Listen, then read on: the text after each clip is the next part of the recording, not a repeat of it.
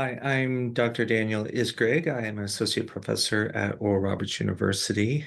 My work as a Pentecostal historian has been greatly enriched by the Consortium of Pentecostal Archives. When I started my dissertation researching the Assemblies of God, I was using the Flower Pentecostal Heritage Center website that had full text searches of Assemblies of God materials. The consortium had just come online and there were materials from other places, but at the time, the full text search there was really helpful. I gained a lot from um, just looking at and being able to search for key terms and concepts and people within the search capabilities of the flower. But as my research expanded beyond the Assemblies of God and looked into other denominations, it was really extremely helpful to have the consortium that had materials from many different denominations. Most of the early papers are present there, and particularly is the Azusa Street Apostolic Faith paper. And so by using the consortium, I had access to a much broader picture of the research and the topics that I have been researching. And so it became really very valuable to me as a researcher. Most of my work I've done since then has all been due to the consortium. It's not unfair to say that without the consortium, I would not be a scholar. And it is that powerful and that helpful. And so some of the ways I've used it are usually I'm doing trying to find some understanding of what Pentecostals believed about certain aspects of doctrine or theology or sort of cultural commentary. And so the consortium provides this powerful search tool that I can put in all kinds of phrases, um, I can put in concepts, theological terms, uh, Bible verses I'm looking for, and things like that. And it helps me to locate amongst that vast pool of information where those conversations are within magazines and books and minute books and things like that. So it has been extremely helpful to me to be able to dig in and mine the information that's buried in these thousands and perhaps even millions of pages um, of recorded history and theology within our Pentecostal tradition. The recent upgrade to the Consortium of Pentecostal Archives um, has been increasingly helpful because now not only does it give you a full text search in which it gives you the link to the particular paper, which you would before have to open and browse through until you found what you had searched for. Now it gives you a real-time sort of screenshot or view into the actual text where it found that key term.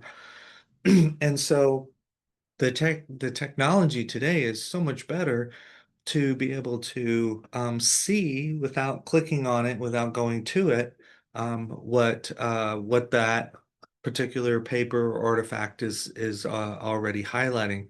So it really is so special to be able to see those things in context and be able to use that to quickly access the information that you're looking for.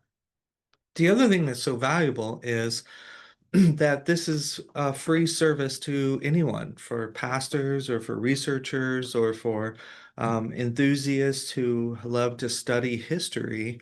It's free, and all of that is provided free of charge with PDFs you could download to use and to work on it on your own computer and things like that. And so it's extremely helpful for that. So an example of that is in 2021, I published my book, Pentecost in Tulsa, and I was looking for all the information I could find on anything related to Tulsa. So I searched key terms such as church names, cities, the suburb cities of Tulsa.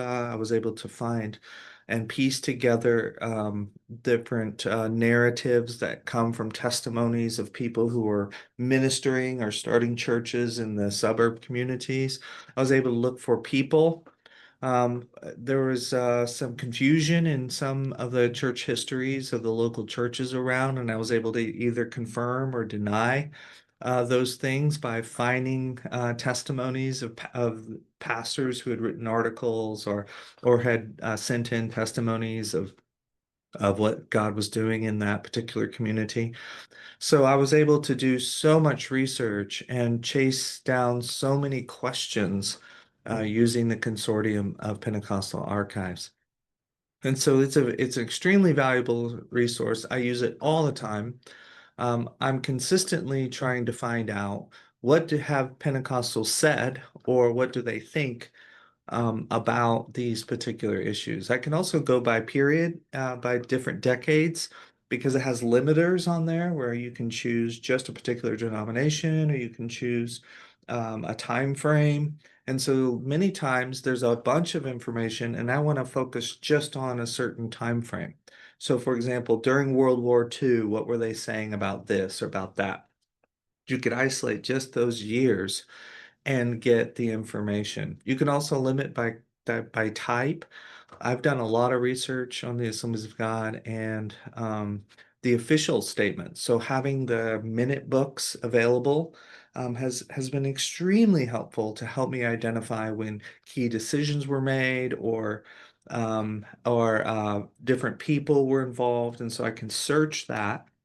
There's also minister directories that are in PDF form in the consortium. And so I can look for people and where they were and what years they were in what cities. And it's such a extremely powerful tool, not only for me as an academic researcher, but for individuals. You could look for family members. You could look for the history of your own church if you're a pastor. There's so many uses for it. It's such a gift to the Pentecostal tradition.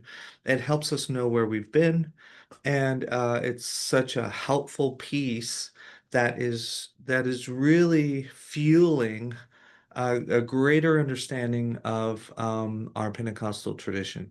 So I highly recommend it. I use it all the time.